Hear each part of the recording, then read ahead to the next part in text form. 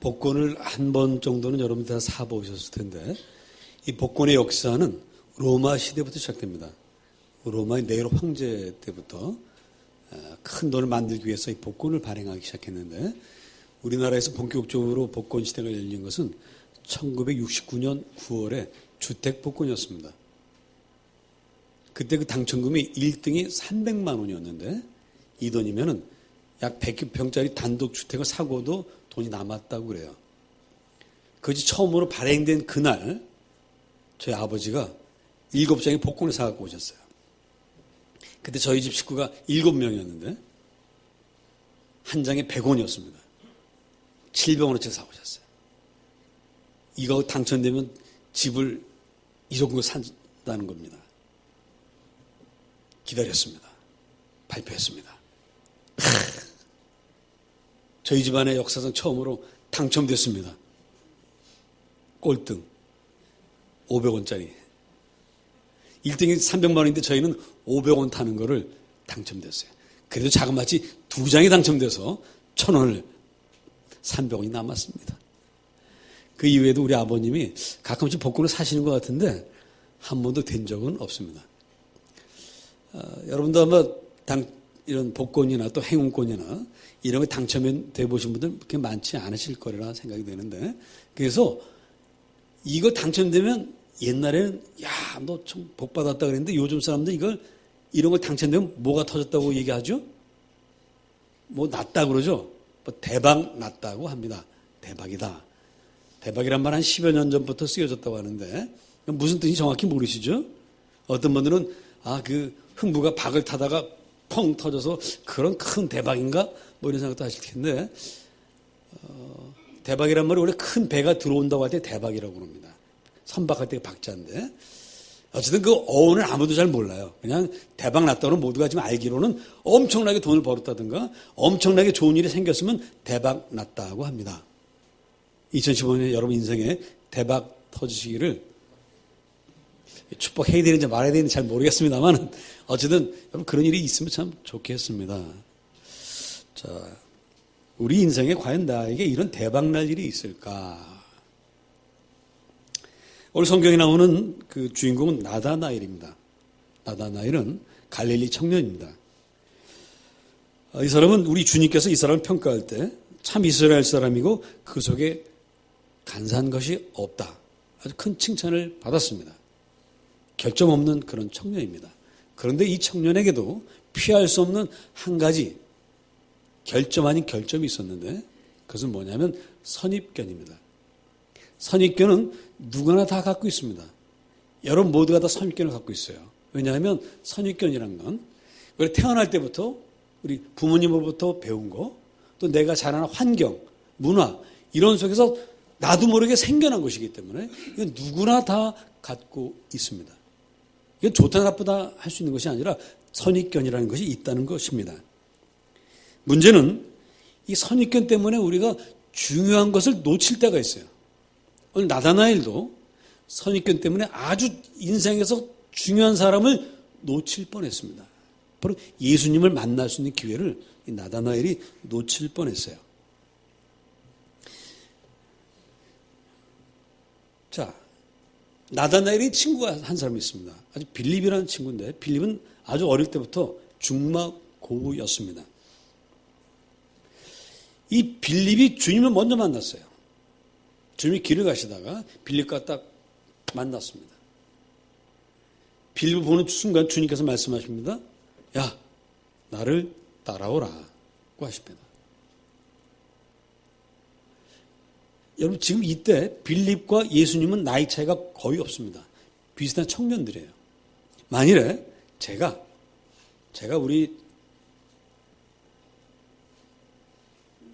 우리 청년에게 나를 따라와라. 그러면 청년이 저를 따라올 수도 있겠죠? 네, 머리가 좀 허옇고 제가 좀 믿을만하게 생겼죠? 저분이 왜 따라오라고 그러지? 뭐 좋은 거 있나? 따라올 수도 있습니다. 뭐 그런 일 많지 않겠습니다만은. 그런데 비슷한 나이의 청년이 갑자기 나를 따라오라고 하면 빌립은 무슨 생각을 하겠습니까? 아래 위로 쳐다보겠죠? 이 사람이 도대체 제정신인가? 자기가 뭔데 나를 따라오라 말하고 하지? 이렇게 말할 수 있죠. 근데 성경에 보면 빌립은 그 말을 듣자마자 주님을 따라갔습니다. 이건 어떻게 말로 설명할 수가 없어요. 여러분 일생에서 이런 순간은 한 번 있을까 말까입니다. 우리 운명이라는 게 있습니다. 우리 남자와 여자가 딱 만날 때 운명적으로 처음 보자마자 불꽃이 튀어가지고 서로 사랑에 푹 빠지는 경우가 있습니다. 여러분 그런 경험 없으십니까? 저는 그런 경험이 있으면 좋겠는데 영화에서만 있습니다. 영화에서만 있는 것 같아요. 근데 실제로 그런 일이 있다고 하는 분들도 없지 않아 있더라고요. 그럴 땐 설명이 필요 없어요. 그냥 빠져드는 겁니다. 우리 주님 만난 게 그런 거예요. 빌립은 묻지도 않고 따지지도 않고 그냥 주님 따라갑니다. 근데 신기하죠? 빌립은 그 주님을 따라가면서 기분 나쁘지가 않았습니다. 왜냐? 그분이 바로 주님이셨기 때문에. 만물을 창조하신 하나님의 아들이셨기 때문에 자기도 모르게 그냥 따라가게 되는 것입니다. 오늘 일부 예배 후에 우리 예배 드린 분들하고 잠깐 모임을 가졌습니다. 어떻게 예수를 믿게 됐습니까? 했더니 한 분이 이런 말씀하세요. 자기가 젊어서 집안에 문제가 좀 있어서 교회를 좀 어릴 때 다녔던 교회가 생각이 나서 어느 날 교회를 갔다는 거예요.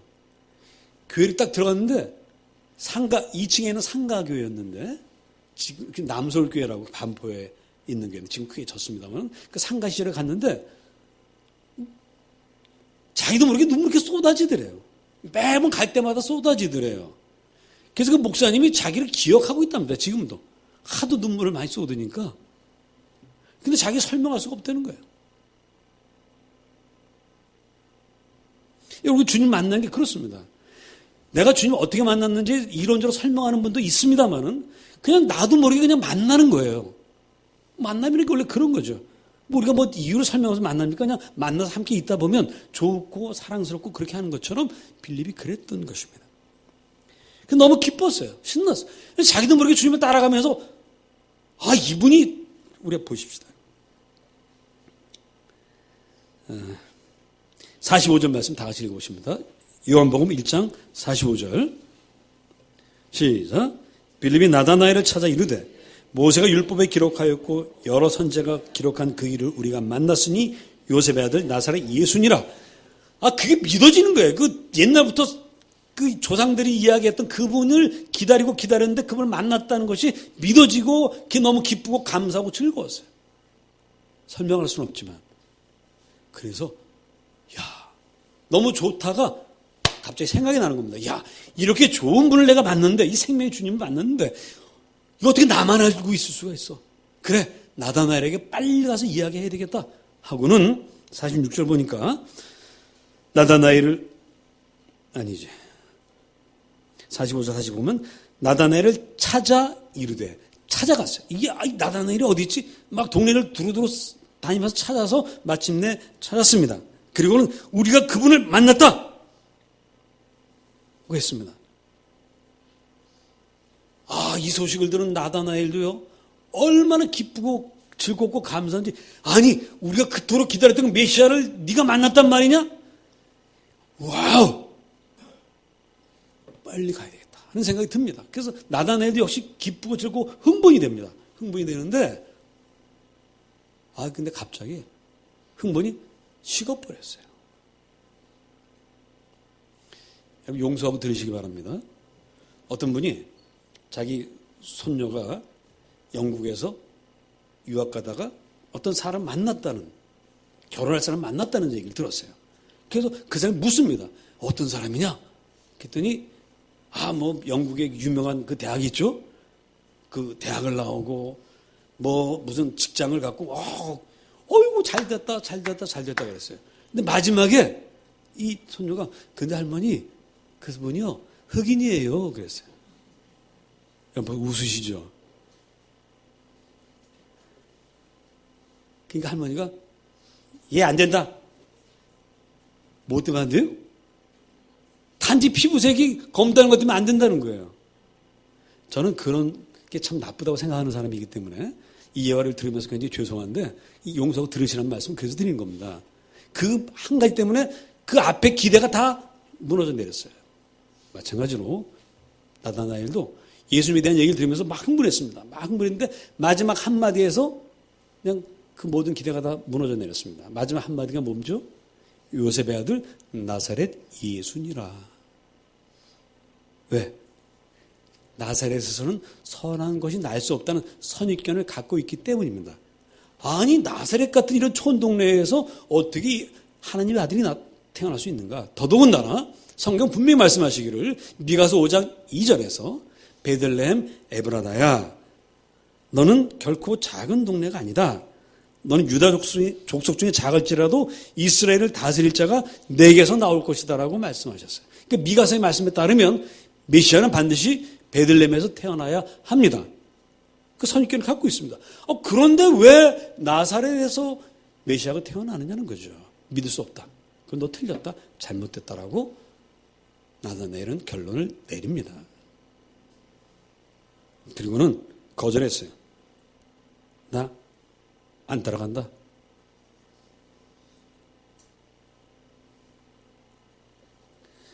여러분 선입견 우리가 어쩔 수 없이 누구나 다 갖고 있는 것입니다만은 이것 때문에 우리 인생이 가로막힐 때가 있습니다.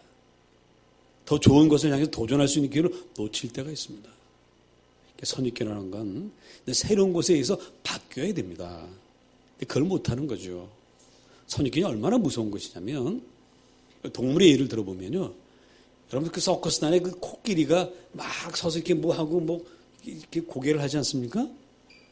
근데 그 덩치 큰 코끼리를 어떻게 그렇게 막 자유자재로 다스릴 수 있냐면 코끼리가 어릴 때 새끼 때 코끼리를 데려와요. 데려와주고는 어디에 묶어놓냐면 말뚝에 묶어놓습니다. 그러면 이 어린 코끼리가 처음에 도망가려고 하죠. 근데 말뚝에 묶여서 도망갈 수가 없어요. 몇 번 그렇게 시도하다가 포기합니다. 그러면서 자랍니다. 요만했던 놈이 이렇게 이제 성인 코끼리가 돼요. 그 다음에는 이제 힘이 생겨서 말뚝을 뽑아버리고 도망갈 수 있죠? 근데 가요, 안 가요? 못 갑니다. 왜? 선입견 때문에. 나는 이 말뚝을 결코 뽑아버릴 수가 없어. 라는 선입견에 딱 포로가 돼서 탈출 못 합니다. 그래서 그 코끼리를 다스릴 수가 있는 거예요.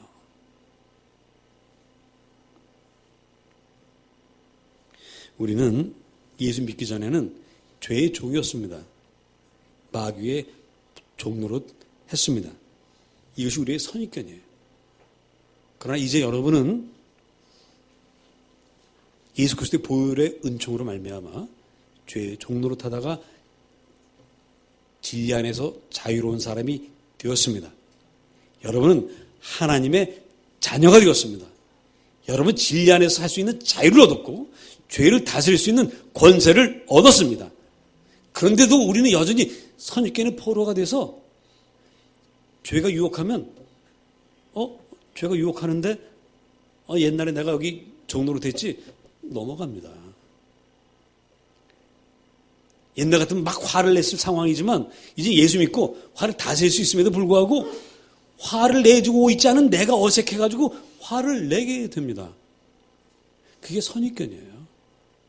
얼마나 무서운지. 자, 이제 여러분은 죄를 지을 필요가 없습니다. 아멘. 남을 미워할 필요가 없습니다.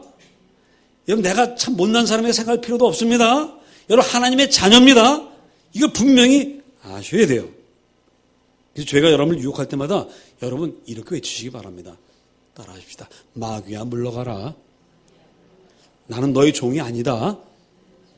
분명히 얘기하세요. 손을 딱 그어버리세요. 요즘 담배 때문에 말들이 많은데 담배 피셨던 분들 야, 이 담배야 나는 너의 포로가 아니야. 끊어버리시기 바랍니다. 지금 아멘하면 평소에 담배 폈던 게 들통나죠? 그래서 아멘을 안 하시는구나. 제가 몇 분 제가 아는데 담배 피면서. 예. 여러분 우리 끊을 자격이 있어요. 권리가 있습니다. 근데 담배를 보면 자꾸 이렇게 끌려가야 될 것만 같은 생각이 들거든요.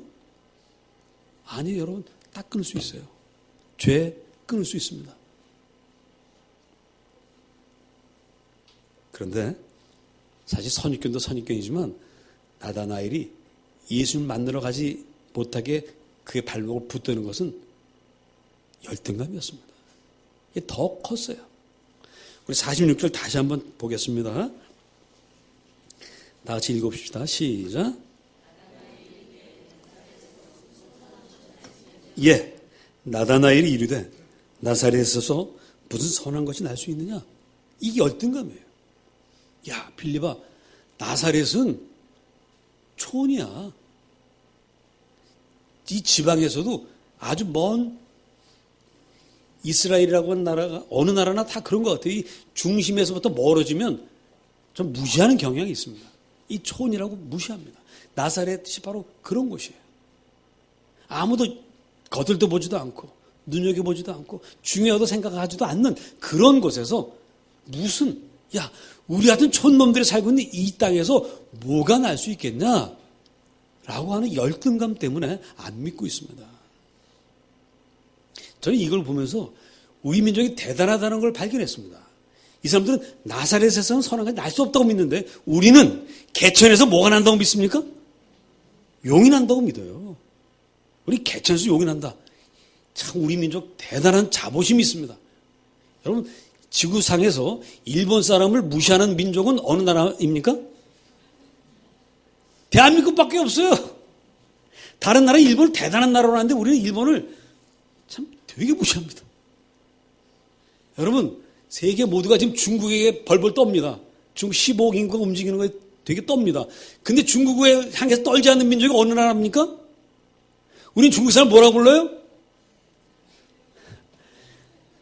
참 우리 대단한 민족이 떼놈과 외놈 사이에서 여러분 이게 살고자 하는 그 바락이죠. 바락이지만 우리에게 그것이 있었으니까 5,000년 역사에 외놈과 떼놈 사이에서 나라 잃지 않고 살아온 힘이 거기에 있다고 좀 믿습니다. 우리 민족 정말 보통 민족이 아니에요.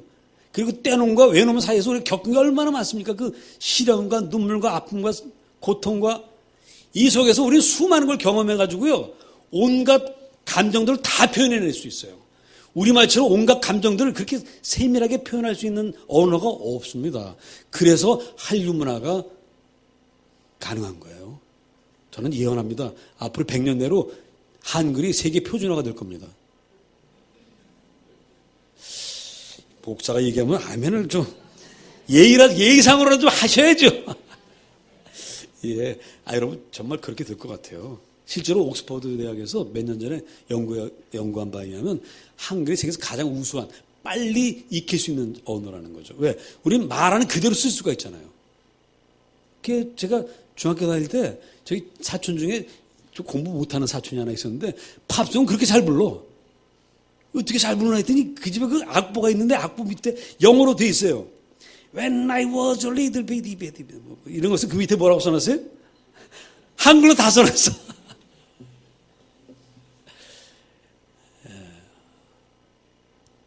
열등감이라고 하는 건 정말 괴로운 것입니다. 우리는 열등감을 극복하기 위해서 정말 발악을 합니다마는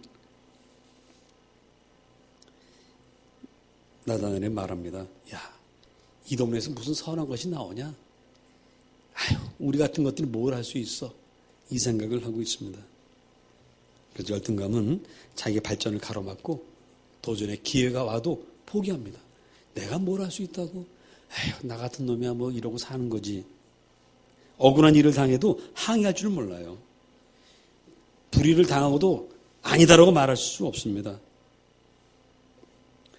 그런데요, 사실 선입견, 열등감, 이건 좋다 나쁘다 말할 수가 없어요. 왜? 나도 모르게 나에게 이렇게 만들어진 거니까 내가 어떻게 할 수가 없습니다.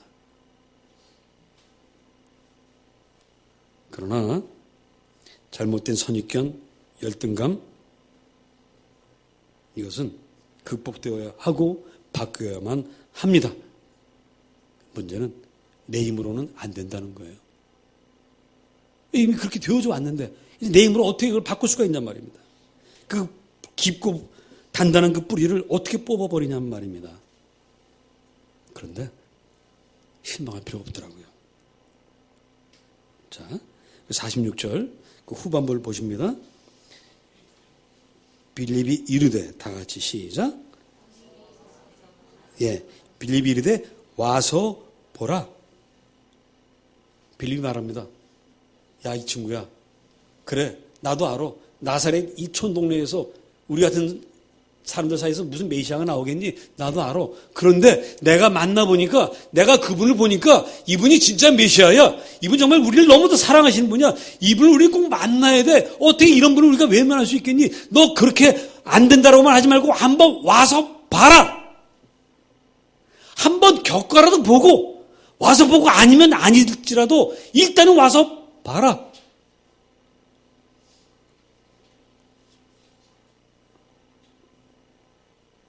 여러분, 선입견, 열등감은 우리의 삶 속에서 만들어진 것입니다.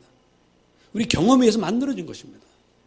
그렇다면 우리가 새로운 경험을 하면, 새로운 사건을 만나면 선입견, 열등감 극복할 수 있습니다.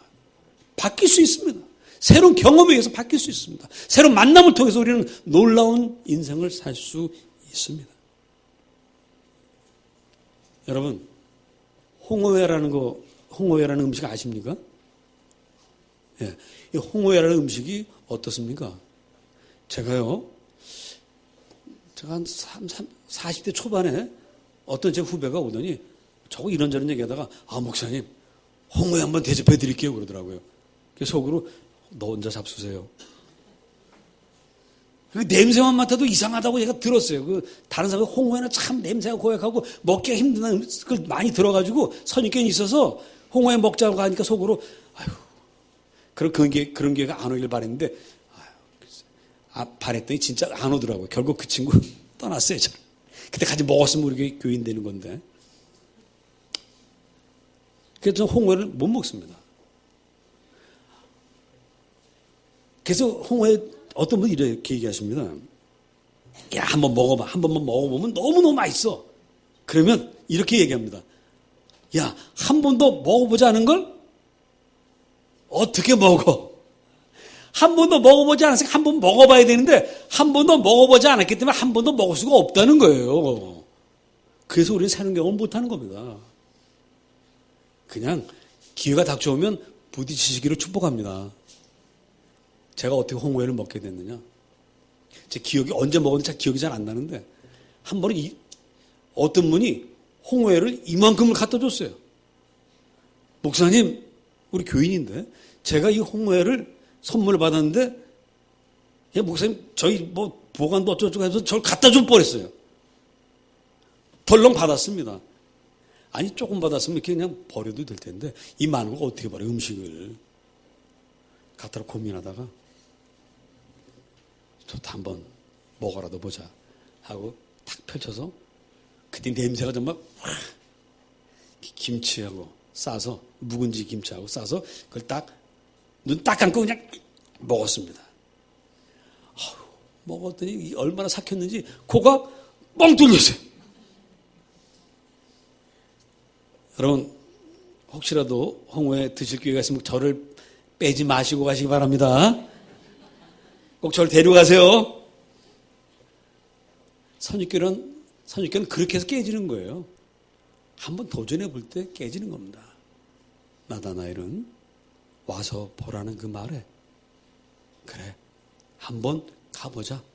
일단 가서 눈으로 확인하고 아니면 아닐지라도 일단은 가보자. 자, 여러분, 주님 앞에 마음을 활짝 여시기를 바랍니다. 주님 영접할 때, 주님 영접하는 게 뭔지도 잘 모르지만, 주님 만나는 게 어떤 건지도 모르지만, 주님 만나고 싶습니다라고 고백해 보세요. 말로 표현해 보세요. 그럼 주님 만나 주십니다. 그리고 나도 모르는 사이에 주님을 알게 되고요. 나도 모르는 사이에 빌립처럼 처음 나를 따라와 하신 그 말씀을 듣고 따라가다가 그분을 예수라고 믿게 되는 거예요. 와서 보라는 그 말씀에 따라왔다가 그 주님을, 우리 나다나엘이 이렇게 말합니다.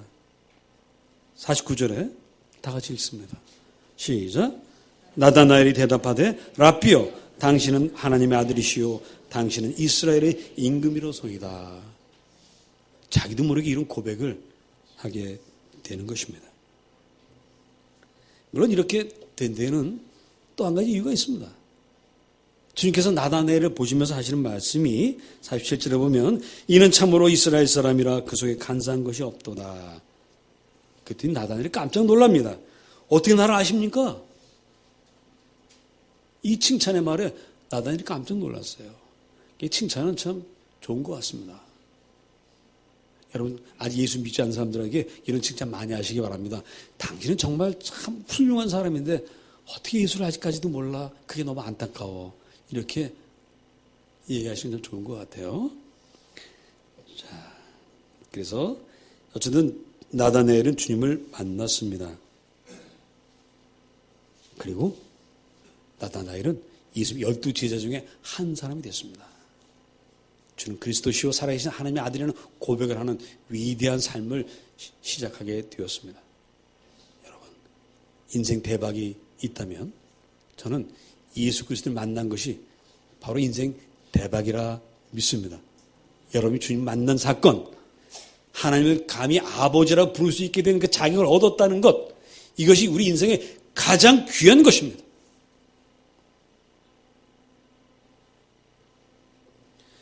선입견과 열등감을 버리는 일, 사실은요, 대단한 용기가 필요한 것이 아닙니다.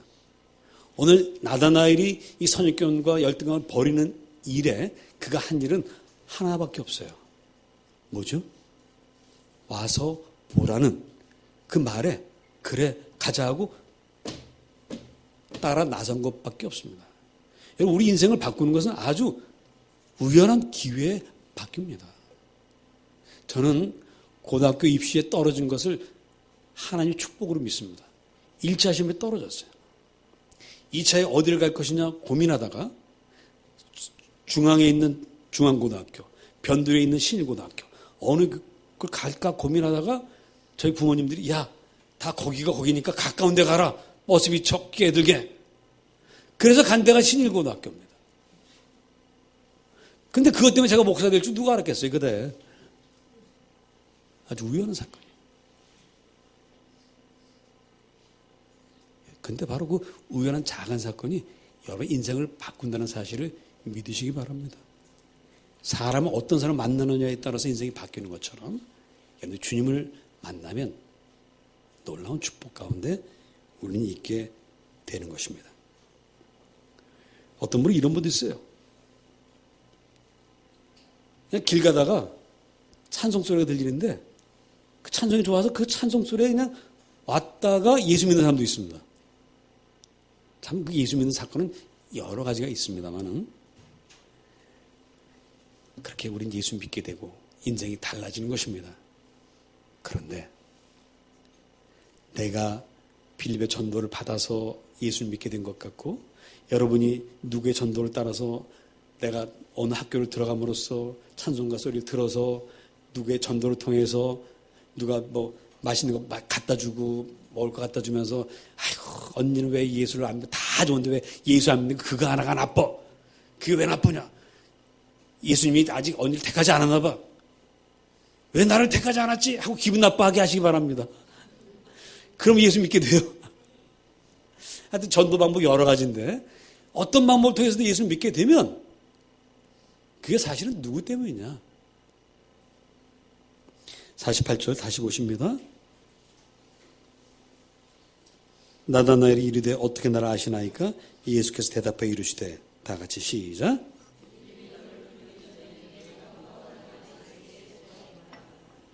주님은 이미 나다나엘을 알고 계십니다. 이것을 이사야서 49장 1절은 이렇게 말씀합니다. 여호와께서 태에서부터 나를 부르셨고 내 어머니의 복중에서부터 내 이름을 기억하셨으며 여러분과 저는 어머니의 복중에 지어지는 그 순간 하나님이 택한 사람들입니다. 이게 바로 우리의 가장 큰 축복입니다. 우리가 잘나서 내가 어떤 기회를 선택을 해서 된 것이 아니라 사실 그 모든 과정이 주님의 장중에 있습니다. 주님의 주권 가운데 우리가 이곳까지 왔습니다. 그래서 에베소 2장 8절 이렇게 말합니다. 구원은 하나님의 선물이라. 우리가 하나님께 받은 가장 큰 선물 바로 예수 믿고 하나님의 백성 된 것입니다. 그것이 바로 인생 대박 사건입니다. 목사님,